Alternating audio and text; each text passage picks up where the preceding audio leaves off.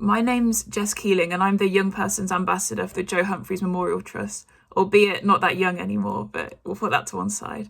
And yeah, I've kind of been there since the beginning with Steve and Andrew really trust-wise, and speaking at the launch events and various sad weeks and things like that. And this video is just sort of about a bit of insight into what it's like living with a heart condition, a diagnosed one. So yeah, about my diagnosis.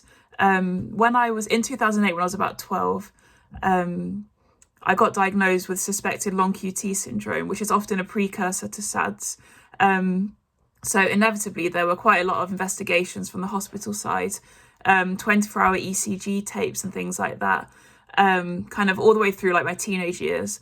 But then it materialised that it wasn't that severe. So I've since been signed off by the cardiologist, and I just take beta blockers as a precaution, just to kind of ensure that nothing bad happens, really.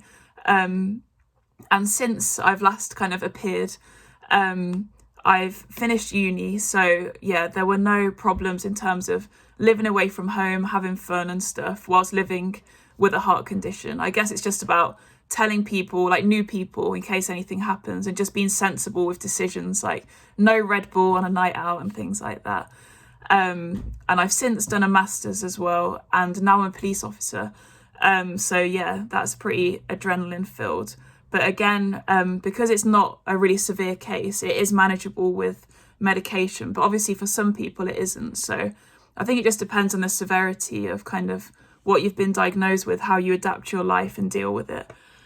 And yeah, so in terms of lifestyle and living with a heart condition, I've been very, very privileged in that I've not had to make many adjustments. For example, I always played football, and I still do play a lot. So at tier 4, which is a half decent level, and probably play like 3 or 4 times a week.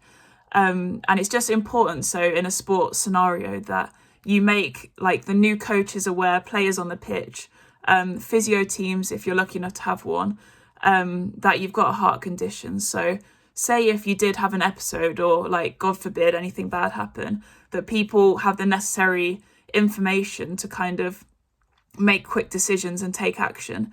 And that's when it's important as well, like all the hard work that Joe Humphreys Memorial Trust has done in terms of getting AEDs based at sports facilities and things like that, ensuring that there's one close by, because obviously the chances of kind of surviving something increase massively when action's taken quickly and when there's an AED on site.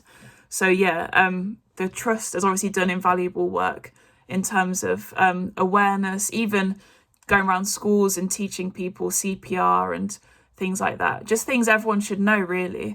Yeah. And then advice to young people if you get a heart condition, or not get one, but are diagnosed with one.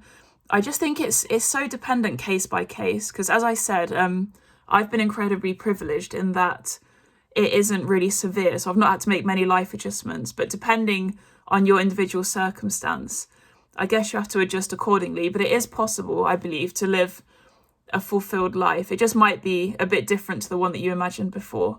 But I guess there's kind of joy and beauty in everything. So it's just about finding, ways to cope. And then as time goes on, it becomes your norm, I guess.